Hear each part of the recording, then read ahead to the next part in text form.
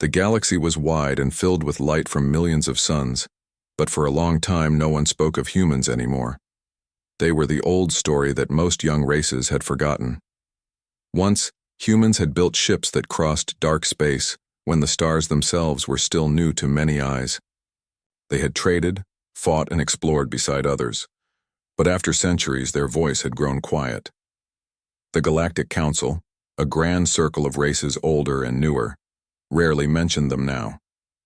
To most, humans were history, a name printed in the old records of the first expansion age. On the great world of Eos Prime, where the council gathered in tall crystal towers that shimmered with living light, a meeting was called to discuss the next interstellar exhibition. Every 100 years the council held this gathering, a place where all civilizations could display their achievements in science and power. The last time humans attended was 200 years ago, and since then their systems had withdrawn from galactic politics. Some said their colonies had fallen silent. Others claimed they were simply tired of the endless races for power. When the meeting began, the hall was filled with sounds from many throats. The sky outside was filled with stars and the hum of ships docking far above the capital city. Valarn of the Irix Collective, a historian known for his long studies of extinct species, sat quietly in his corner, taking notes. His kind had eyes that shimmered like deep water, and he used them to study others as they argued. The Andari, tall beings covered in smooth, glowing skin, spoke first, asking which species would attend this year's exhibition. Names rolled through the air like echoes: the Vurak, the Teln, the Kalari, all strong, advanced, proud. But then someone spoke of a surprising name. Humans, the envoy of the Krell Dominion said with a trace of disbelief. They have requested participation. The word seemed to pause the room. There was a brief silence, then soft laughter spread through the chamber. Some thought it was a joke. Others whispered that it could not be true. Valarn leaned forward slightly, his recording stylus flickering with curiosity. He had studied humans once, long ago. They had always been a paradox, curious, emotional, and wild, yet capable of great thought. But they had not sent a single ambassador to the council for generations. The council chair, a large being of the Cirque species whose body glowed with slow pulses of red light, spoke calmly. The human delegation's request has been confirmed. They intend to bring ships for display. The laughter grew louder. One voice rose above the rest. Their ships, it said mockingly. They still use fusion engines and metal hulls. What could they possibly show that we haven't already? Moved beyond 1,000 years ago? Valarn listened but did not join in. He had seen too much of Time's strange circle to dismiss any race easily. Still, even he felt a spark of doubt. The humans were not known for keeping pace with the newer races. Their technology was practical, durable, but nothing compared to the living crystal vessels of the Andari or the gravity drives of the Vurak. To most of the galaxy, humans were creatures of an older time, a people who had refused to replace their minds with synthetic networks or their hearts with code. When the meeting ended, the council voted to allow the humans to participate. Few cared. It was decided more out of amusement than respect.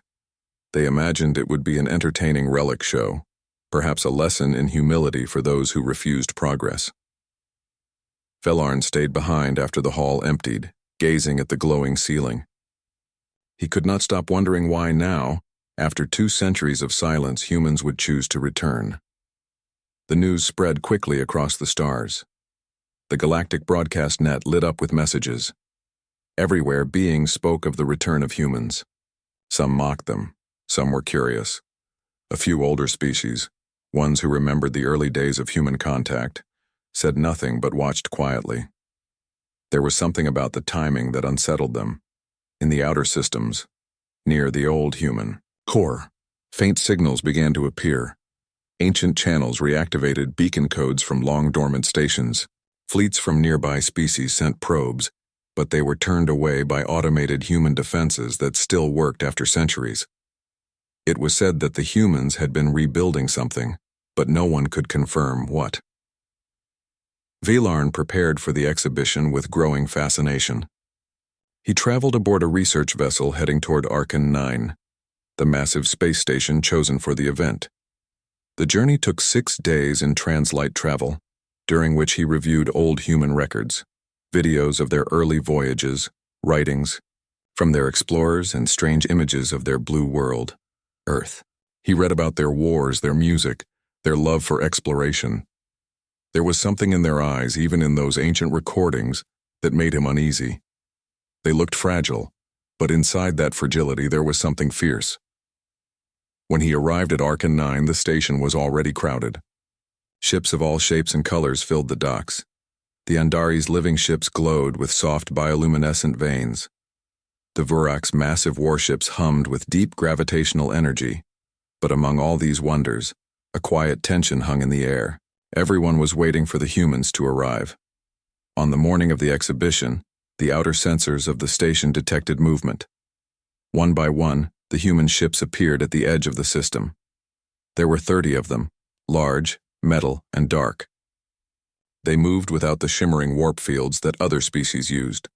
Their engines burned with real fire, nuclear and fusion-based, leaving long trails of light. They looked ancient, rough, and unpolished, but they moved in perfect formation. Every ship carried the same emblem, a simple blue circle with white stars around it. The crowd of observers watched from the grand viewport, murmuring. Some laughed again, calling them space museums. Others just stared. Valarn's heart, if it could be called that, beat a little faster.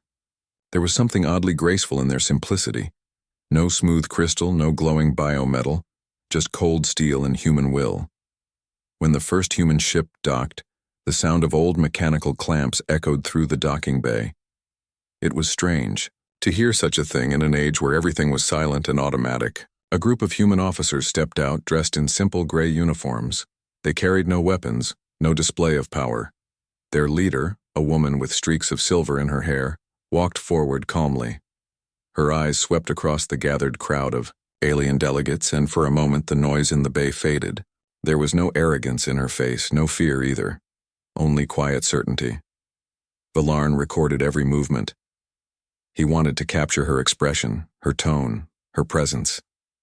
She greeted the council members politely, with an accent that was strange but steady. When someone asked her if the humans truly believed their fleet was worthy of display, she smiled slightly. Obsolete, yes, she said, but only in the eyes of those who measure worth by tools and not by hands. The words made several species exchange puzzled looks. The humans spoke in riddles, as they often had. The woman continued, saying they had come not to prove strength but to share memory. Our ships, she said, are old, but they carry more than metal. They carry the footsteps of those who came before us. Valarn noted that down. He could feel something forming, a story that might matter more than anyone expected.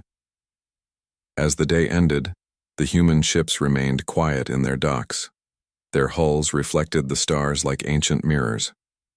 Around them, the other fleets shone with bright colors and flowing light, but somehow the human vessels drew more eyes. They did not try to impress. They simply existed, heavy and silent as if they belonged to another age yet still refused to die. That night, Valarn stood by the viewport and watched them. He wondered what drove a species to hold on to such old machines when the galaxy had moved so far ahead. Perhaps it was pride, or perhaps it was something deeper, a connection between the living and the forgotten. In his log, he wrote, "Humans return not with new inventions, but with old ghosts. The galaxy laughs, but I think they have come to teach, not to boast." Far below, the humans prepared for the next day, when they would show what their ships could truly do. And somewhere in the endless dark, the stars seemed to wait, as if they too remembered the time when the first human engines had burned across the void. The next day began with a deep quiet across the station that floated over Archon 9. Every species waited to see what the humans had brought with them. From every corridor, beings gathered near the wide glass walls that showed the docking bay and the dark void beyond. The air was filled with whispers in many languages and the soft hum of machines. It was the day the humans would open their ships for the first time. Velarn stood near the observation deck holding his small recorder. His eyes reflected the ships outside. They looked still and lifeless at first, but there was something about their shape that felt alive in another way. They were not beautiful by the standards of the galaxy, but they carried a strange dignity. Their metal was dark and scratched, their surfaces rough from age and battle, but they stood together like silent sentinels guarding a secret. The first to open was a ship called Horizon's Wake. Its ramp came down with a heavy sound that echoed through the chamber. The human crew walked out slowly in neat lines, dressed in gray with patches showing old symbols. They moved with quiet discipline, not with the proud stride of warriors, but with the calm of people who had done this countless times before. They nodded to each other and to those watching but said nothing. Their leader, the same woman from the day before, followed behind them. Her eyes were sharp and clear. She greeted the council delegates again and thanked them for attending. The other races stood watching her with mixed feelings. Some still laughed quietly. Others stared with cautious interest. The first demonstration began with a simple act. The humans opened the hull of their ship to show the inner structure. It was not filled with glowing living metal like the Andari vessels, nor did it hum with energy fields like the Vorak cruisers. Instead, it was built with layers of steel, carbon plates, and hand-welded supports. It looked like a relic from another era. One of the Teln engineers whispered loudly that such a design would never survive a modern plasma field. The human captain only smiled and said softly that it already had. She explained that every scar and patch on the ship was not decoration but memory. Every dent told a story of storms survived, of journeys through radiation zones, of battles that had ended in silence but not defeat. Velarn recorded her words carefully. He saw the way she touched the metal of her ship as if it were alive. To her, it seemed to carry meaning beyond function. When the Andari delegate asked why humans continued to use such old materials, the captain answered that the ship was not made to be perfect. It was made to endure. She said perfection breaks easily because it cannot change. Endurance bends and keeps going. Outside the windows, the other human ships slowly powered up their engines. Their light was dim and orange, not bright and blue like modern vessels. The sound of their reactors echoed through the walls of the station. The delegates watched as the ships began to move out of dock in perfect formation. Each one shifted with precise timing, turning and accelerating in silence. The humans were going to demonstrate something they called manual formation flight. Most of the galaxy had abandoned such methods long ago, letting artificial minds handle everything. Yet here the humans were doing it by hand and sight. As they flew out into the void, their engines glowed softly. The ships kept their distance exactly, even when turbulence from the nearby asteroid field disturbed the local space currents. No automatic stabilizers, no quantum-linked navigation, just human instinct and old training. Velarn watched with fascination. He saw no hesitation, no panic. The humans trusted their senses and each other completely. It was as if they were a single mind moving across the stars. In the command hall, several delegates leaned closer to the displays. The Andari were impressed despite themselves. One muttered that even with full automation, their ships could not maintain such formation under that interference. The human fleet then began a slow rotation, drifting through a section of charged dust that shimmered in pink and gold light. The glow covered their metal hulls, making them look like ghosts from a forgotten time. For a moment, even the mocking voices went silent. Then the council chair asked the human captain to explain the purpose of this display. She replied that it was not to show speed or power, but unity. She said each ship was guided by people, not programs. Every move required trust. No machine could truly feel trust, and without it, coordination was just calculation. She said they had come to remind the galaxy that there was beauty in imperfection and strength in connection. The words confused many and touched a few. Velarn felt a chill inside him. He realized these humans had not come to prove their technology, but to show something far older and harder to understand. When the ships returned to dock, the crowd clapped in a quiet, uncertain way. The humans bowed politely and thanked them. Then the captain invited the delegates to visit one of the ships closely. Velarn joined the small group that followed her. Inside the ship, the air was warm and filled with the faint smell of oil and metal. The walls were covered with panels, switches, and handwritten notes taped near controls. It was nothing like the sleek, silent bridges of other races. It looked chaotic yet alive. A young human officer explained how they operated without advanced AI. He said the crew relied on memory, reflex, and a shared understanding of how the ship behaved. Every person aboard had a specific role that required complete attention. If one failed, others would notice instantly. It was a living rhythm of teamwork. Valarn touched one of the control panels. It was worn smooth from many hands. He asked why they did not use automated assistants to reduce errors. The officer smiled and said that errors were part of life. They learned from them, and that made them better. Machines could not make mistakes and therefore could not learn. As Valarn continued his tour, he noticed something else. The crew members moved quietly but always with purpose. They greeted each other warmly, using small gestures and nods that spoke of long familiarity. Every face showed pride but also calm humility. When he asked one woman why she chose to serve on an old ship instead of a modern one, she said it was because these ships had souls. They carried the voices of generations who refused to let them die. Outside, the other delegates began to understand what they were witnessing. The humans were showing the spirit of continuity, the refusal to let time erase what mattered. Their ships were not obsolete to them. They were living memories. The laughter that had filled the halls the day before had grown quiet. The aliens now looked at the human fleet with a new kind of respect, though most would not admit it aloud. As the day ended, the humans announced one more display for the next morning. They would enter a nearby nebula known for its unstable energy fields, a place no other species dared to fly without heavy shielding. Many thought it was foolish, even suicidal, but the human captain said it was necessary to show what endurance meant. The council chair reluctantly agreed, perhaps expecting the humans to fail and finally be humbled. Valarn returned to his quarters that night, unable to sleep. Through the window, he could still see the human ships resting outside. Their lights blinked faintly like watchful eyes. He thought of their captain's words of trust and endurance and of the strange emotion that seemed to flow from them.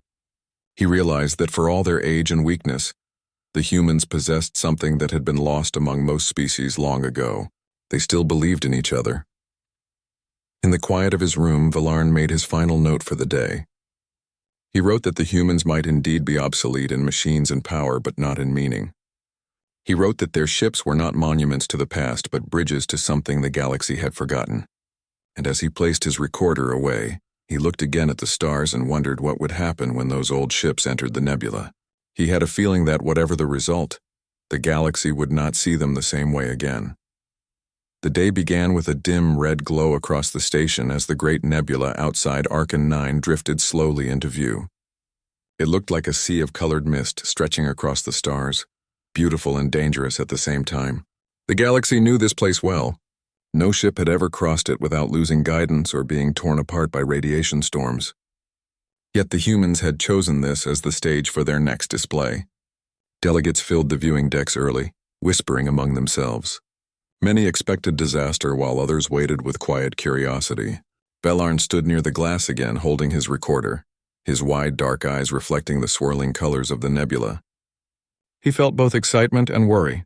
The human ships waited in formation near the station, their engines glowing faintly.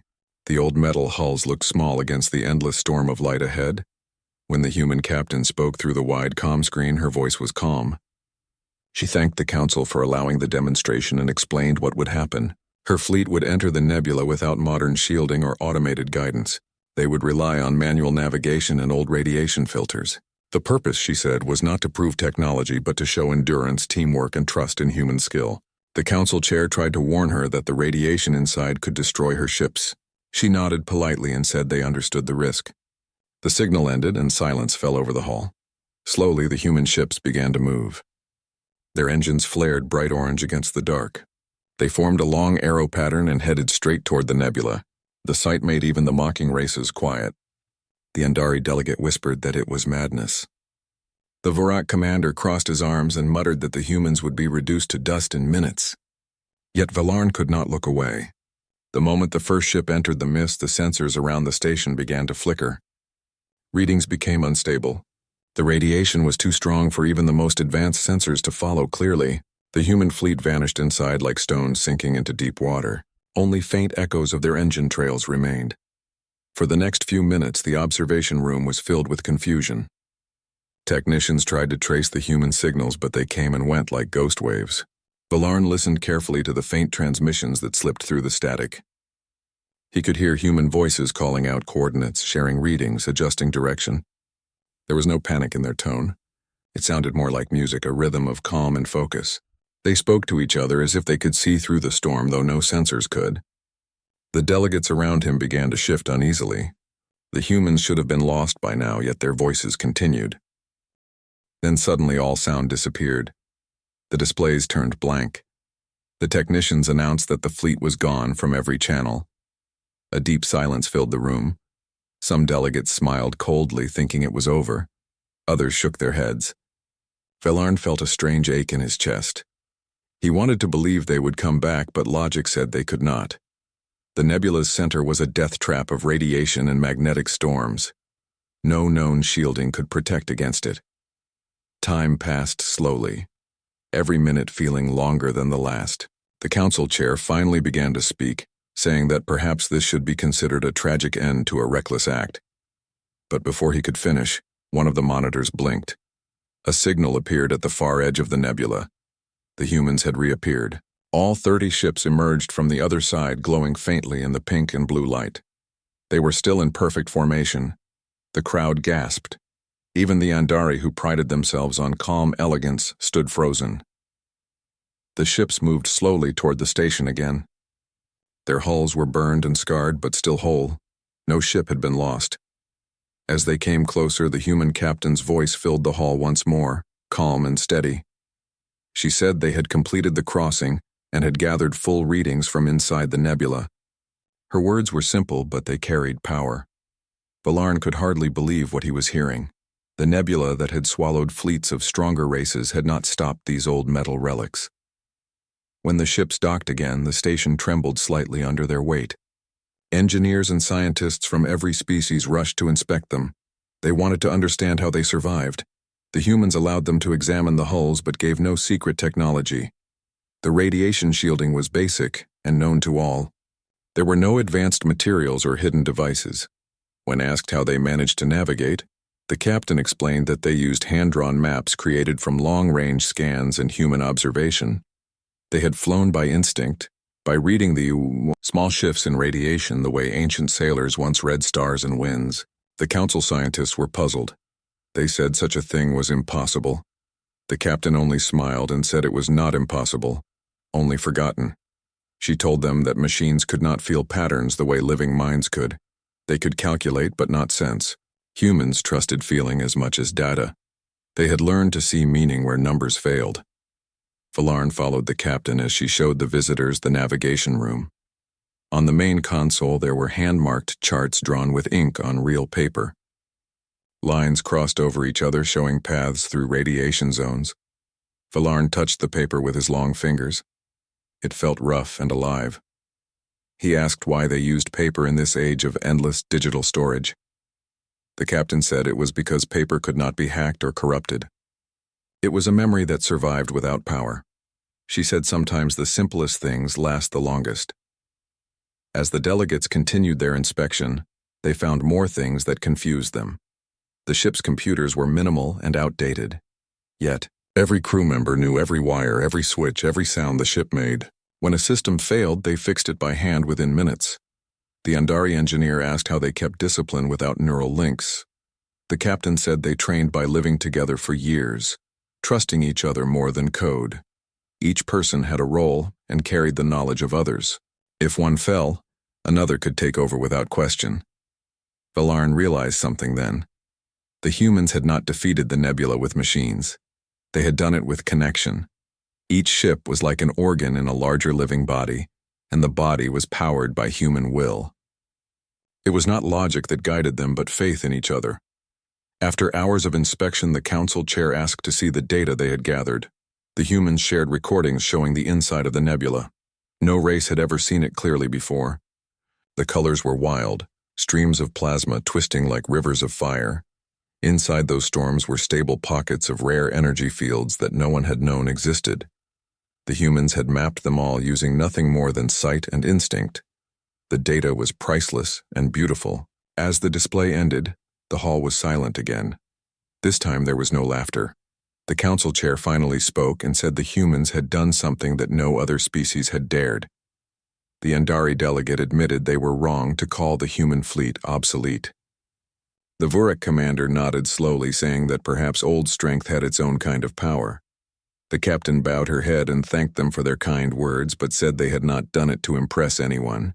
She said they did it to remember what it meant to be human. Velarn watched her closely.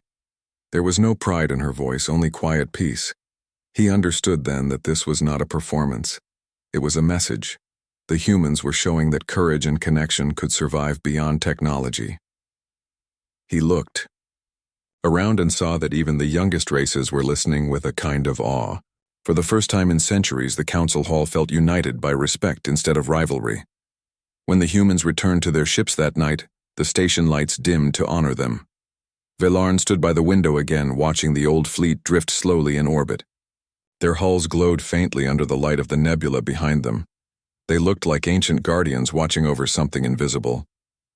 He wondered what they would do next, what other mystery they would reveal. He wrote in his notes that the humans had changed the air of the galaxy with a single act of bravery. They had turned doubt into wonder and silence into memory. In the quiet of the station, the other delegates began to speak softly among themselves. Some said they would like to visit the human worlds again after centuries of isolation. Others said, perhaps there were lessons still to learn from the race that refused to vanish. Velarn listened to them and smiled faintly. He felt that the galaxy had just begun to remember something it had long forgotten, something that had no machine equivalent. It was the simple will to keep moving forward no matter how dark the storm became. And in that moment, as the nebula light washed over the silent ships, every watcher in that hall knew they had seen something no one would ever forget. The news of the human fleet's success spread across the galaxy faster than light itself. On every world, people were talking about the ships that had crossed the deadly nebula and returned without a single loss. Some called it a miracle, others called it madness, but no one could deny that it had happened. The galactic councils, networks played the recordings again and again, showing the human ships disappearing into the glowing storm and reappearing on the other side still whole and shining like ghosts. In every star system, the story was the same. The forgotten humans had done something that no one thought was possible. On Arkan 9, the station had not slept since the event. Delegates from every race filled the long halls with questions.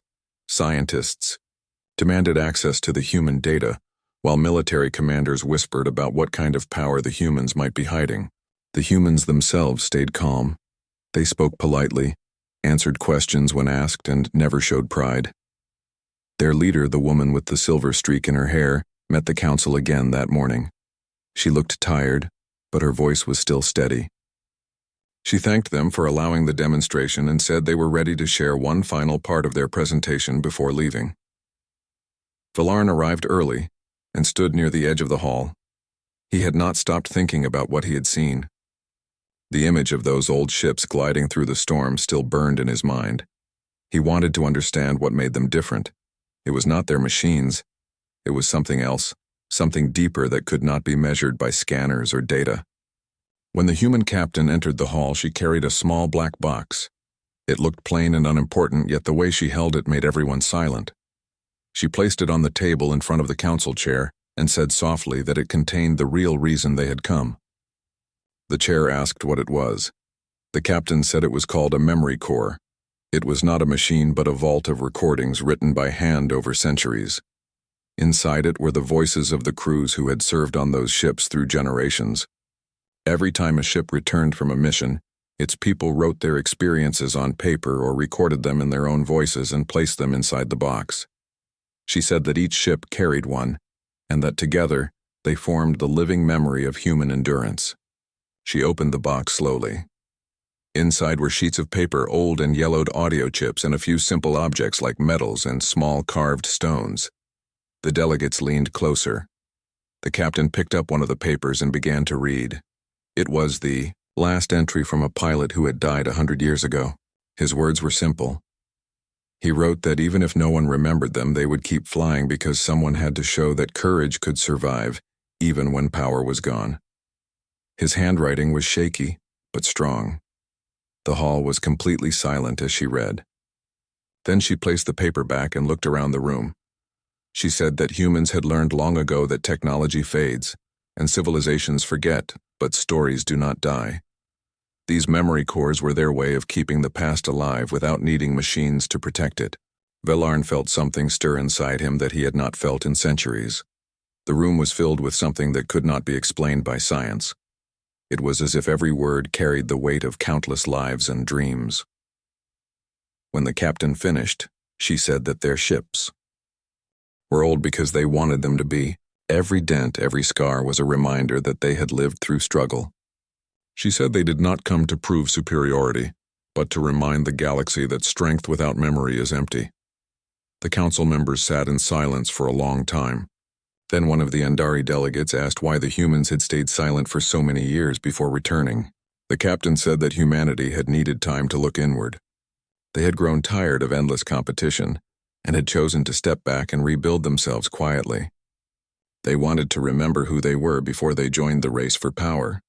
She said they had returned not to boast, but to show what they had found in that silence. She said they had discovered that progress was not about replacing the old but learning from it. As she spoke, the lights dimmed and a screen behind her came alive. It showed recordings from the old human colonies. Images of people working together, repairing ships, farming on barren worlds, building cities again after war. It showed children learning from books, not implants, and elders teaching them how to read the stars. It showed families living in simple places but smiling. The delegates watched in awe. There was no wealth, no grand technology, but there was peace and meaning. The captain said that while other species were building perfect machines, humans were rebuilding imperfect lives and finding beauty in them. Velarn noticed that even the proud Vurak commander's eyes had softened. The Andari who once mocked the humans now sat quietly lost in thought. Something in that hall had changed. The humans had done what no speech or weapon could do. They had made the galaxy feel again.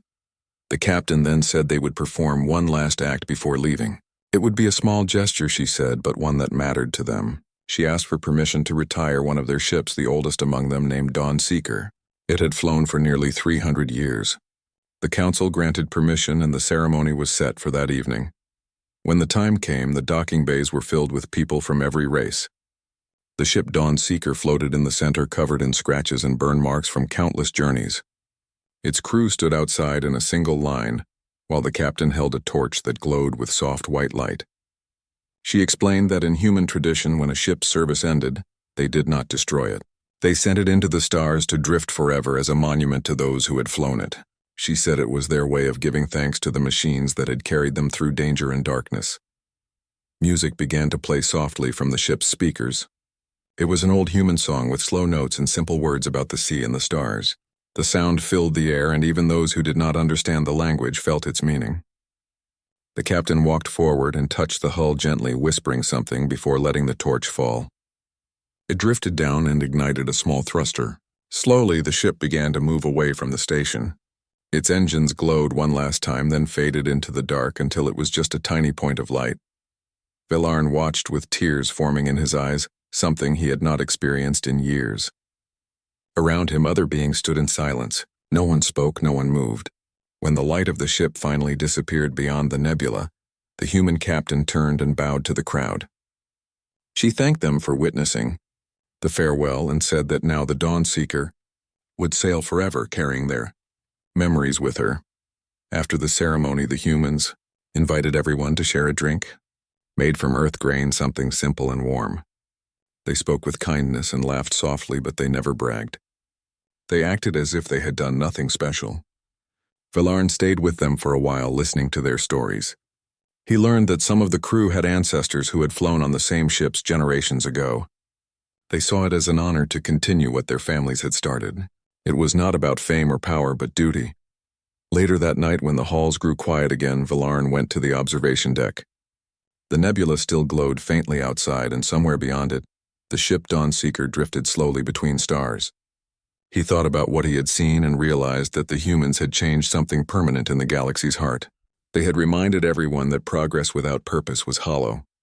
The other races would go home and build faster ships and stronger weapons, but somewhere in their minds they would remember this day.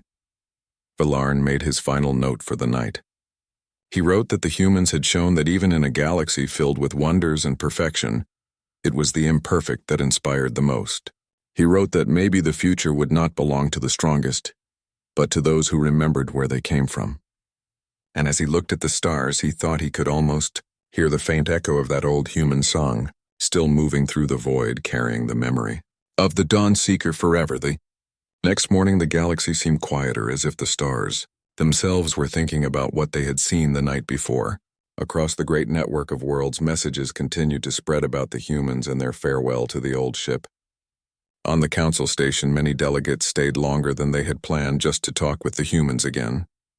They wanted to understand what made them so different. Some called it faith, some called it madness, but Velarn felt it was something else, something pure and deeply human that no word could capture. He woke early and found himself walking toward the human docks once more.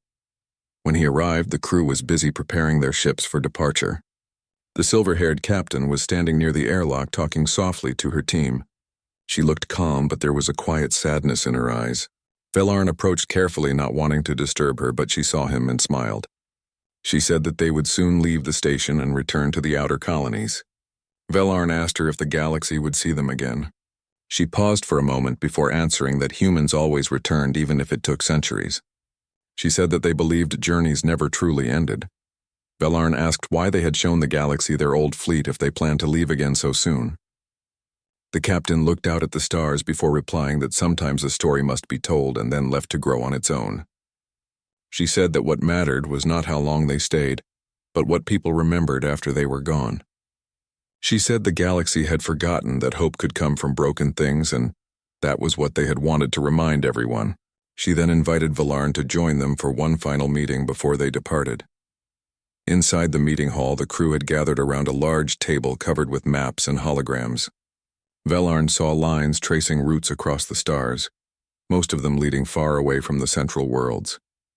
The captain explained that they had been exploring the forgotten edges of the galaxy, places where no signal had reached for hundreds of years. Some of those worlds were once part of great civilizations, now silent and empty. She said that humanity wanted to bring light to those places again, not through conquest or control, but through connection. Velarn listened closely. He had studied history all his life, and he knew how many empires had tried to control the outer zones and failed. He asked her how she expected to succeed where so many others had vanished. The captain smiled again and said that humans did not see it as success or failure. She said they only wanted to find life where others had stopped looking, and if they could not find it, they would create it. She said their strength was not in their machines, but in their will to keep trying. At that moment, another human joined them, carrying a small metallic sphere. He placed it on the table and it opened with a soft sound, revealing a miniature light that floated above the surface. The captain said it was a beacon, a device they had made long ago before faster communication existed. When a beacon was placed on a dead world, it sent a signal of welcome, not to call for help, but to invite travelers. It was how humans had once built their network of colonies.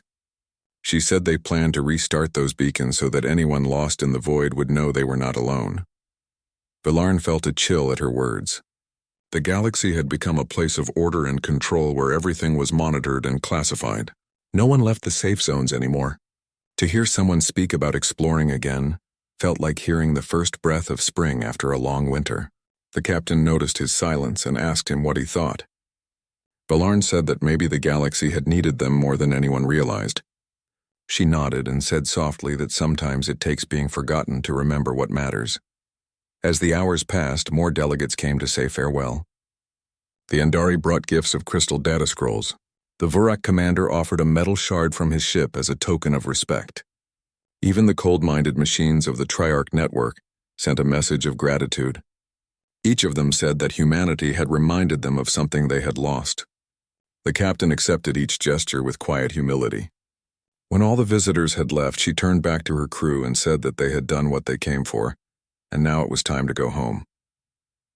Velarn stayed behind, watching as the humans began boarding their ships. The fleet looked old but beautiful, like relics of another time. The hulls still bore the marks of age, but now those marks seemed like symbols of honor. The engines hummed softly as power flowed through them. Before she boarded her ship, the captain walked back to Velarn one last time. She handed him a small object wrapped in cloth. When he opened it, he found a tiny metal ring engraved with the image of a star. She said it belonged to a navigator who had once flown through the nebula and survived. She told him to keep it as a reminder that fear only lasts until courage takes its place. He thanked her, but could not find more words. He watched as she saluted him and stepped aboard her vessel. The airlock sealed and the fleet began to move. One by one, the ships lifted from the docks, turning slowly toward the glowing horizon. The engines flared with soft blue light, and the ships vanished into the dark leaving trails that shimmered like fireflies fading into the night. The station was quiet again, but not empty. Velarn stood for a long time staring at the place where they had been. Around him, others did the same. No one spoke. It was as if every being there was afraid to break the spell. Then the council chair approached and asked Velarn to prepare a full report on the humans' visit. He agreed, but knew that no report could capture what he had seen. How could words describe the feeling of watching something ancient and alive move beyond reach? That night he worked in his chamber. He played the recordings of the ceremony and the final departure again and again. Each time he listened, he felt something shift inside him. He began to understand that what humans had shown was not power but perspective. They had revealed their so-called obsolete fleet to remind everyone that progress was not about speed but about meaning. He wrote that their ships might have been old, but their hearts were new. In the days that followed, the council began to change. Small discussions turned into debates. Some worlds proposed reactivating their own old exploration programs. Others started cultural exchanges to recover their forgotten traditions. Even the machines of the Triarch network began studying the idea of emotional memory. Everywhere the same thought spread like light through darkness. If humans could find purpose in what was broken, then maybe others could too. Velarn received messages from across the stars, asking for copies of his notes about the humans. He sent them gladly, but added one line at the end of every message saying that what he saw could not be learned from text, only felt through experience. He said that the humans had reminded him that the past was not something to escape but something to carry. Weeks later, as he sat alone in the observation hall, he looked out at the same nebula where the humans had gone. It was glowing softly as if the ships had left a part of themselves behind. He wondered where they were now, what worlds they had reached, and what stories they were writing. He hoped they had found peace, but deep inside he knew they were not searching for peace alone. They were searching for connection, the kind that joins hearts across time and distance. Then his communicator blinked. A faint signal had arrived from deep beyond the nebula. It was weak, almost broken, but the system traced it to one of the old human frequencies. He played it, and a soft voice came through filled with static, but still clear enough to understand. It was the voice of the captain saying only a few words. She said that they had reached the edge and found what they were looking for. She said that the stars were not empty after all. Then the signal ended. Velarn sat in silence for a long time. The words echoed in his mind like a heartbeat. The stars were not empty after all. He looked out again at the vast dark, and for the first time in centuries he smiled. The humans were gone, but their message remained, and it would travel through the galaxy just like their ships, silent, steady, and eternal. Months passed since the humans had left, and yet their memory lingered across the galaxy like a quiet echo that never faded. On every world, their story was told again and again around tables in spaceports and learning halls, in places where once no one cared about the past. Children on distant colonies played games pretending to fly old human ships through storms of fire. Scholars argued about the meaning of their return, while poets wrote about courage and loss. Even those who had doubted them began to wonder if maybe the humans had known something the rest had forgotten. Velarn watched all of this unfold and felt both hope and longing. He missed the sound of their voices and the calm strength in their eyes. He kept studying the message the captain had sent before her signal vanished. The words were few, but they carried a strange weight. She had said they had reached the edge and found what they were looking for, and that the stars were not empty after all. He tried to understand what she meant. Did they find another life form or a forgotten human colony or something even greater? No one knew, and no one could trace the signal again. The coordinates were lost inside a region where maps turned meaningless. But Velarn could not let it go. He spent many nights at the observation deck staring into that same glowing nebula as if expecting the old ships to appear once more. Council called him many times, asking for updates, but he always gave the same answer. There was no news, only silence. Some members grew tired and said it was time to move on, but Velarn disagreed. He believed silence itself was a message.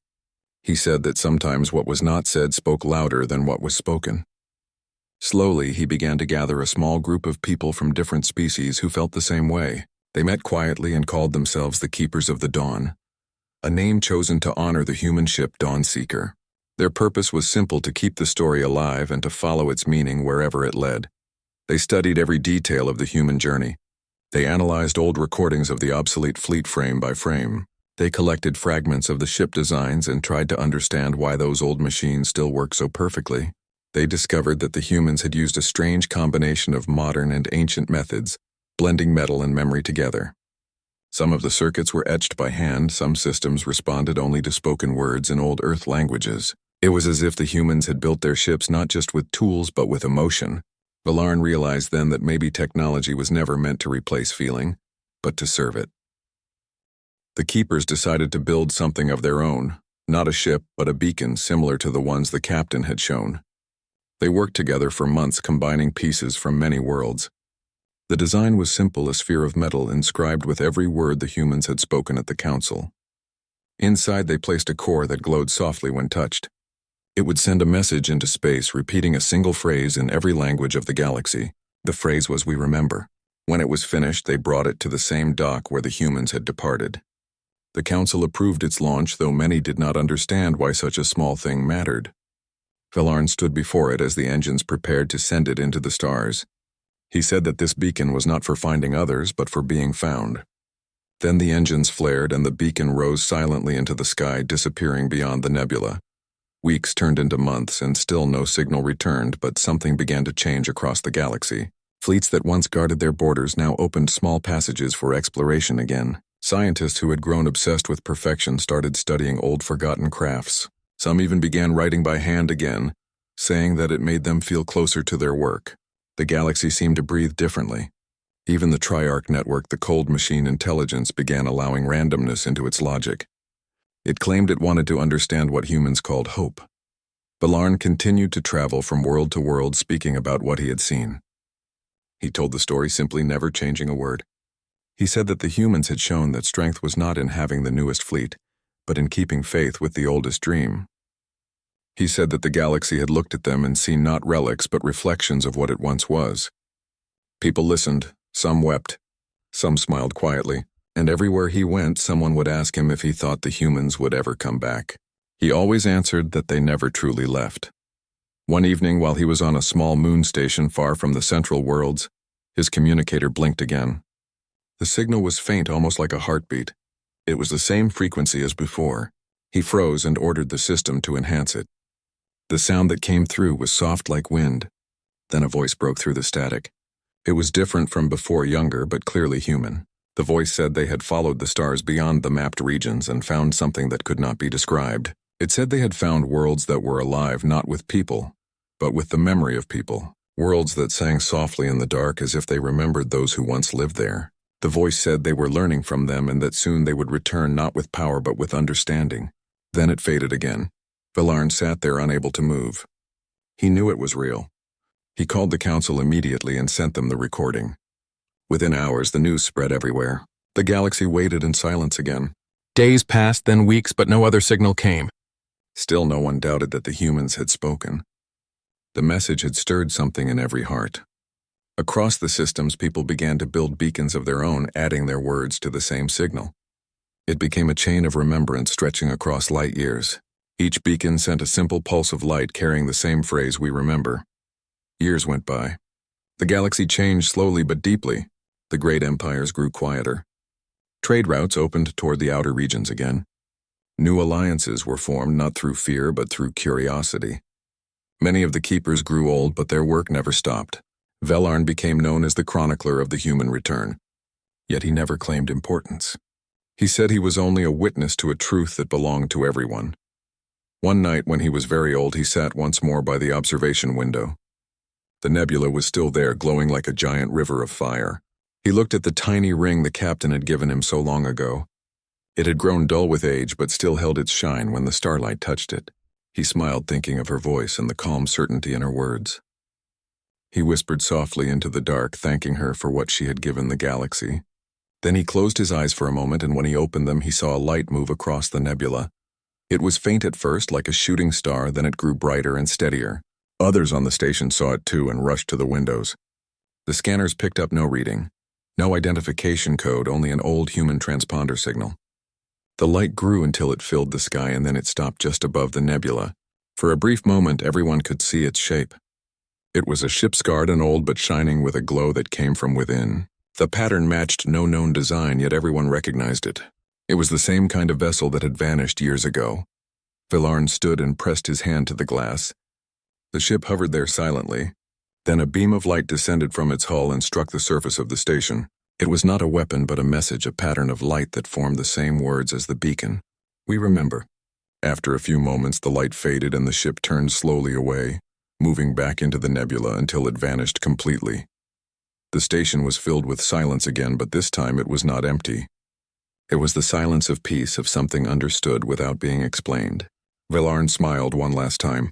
He wrote a final note saying that humanity had returned not to lead, but to remind that the stars belonged to all. He said they had shown that being obsolete did not mean being finished, it meant being timeless. When he was gone, his students found the note and placed it inside a new beacon beside the old one. Together, the two lights shone side by side, drifting through the void. And somewhere beyond the edge of known space, the human fleet continued its journey, carrying the memories of countless lives through endless stars. And so the galaxy that once looked at humanity with doubt now looked up at the night sky with awe and gratitude, knowing that somewhere out there the old ships were still sailing quietly, whispering, "To the stars we remember."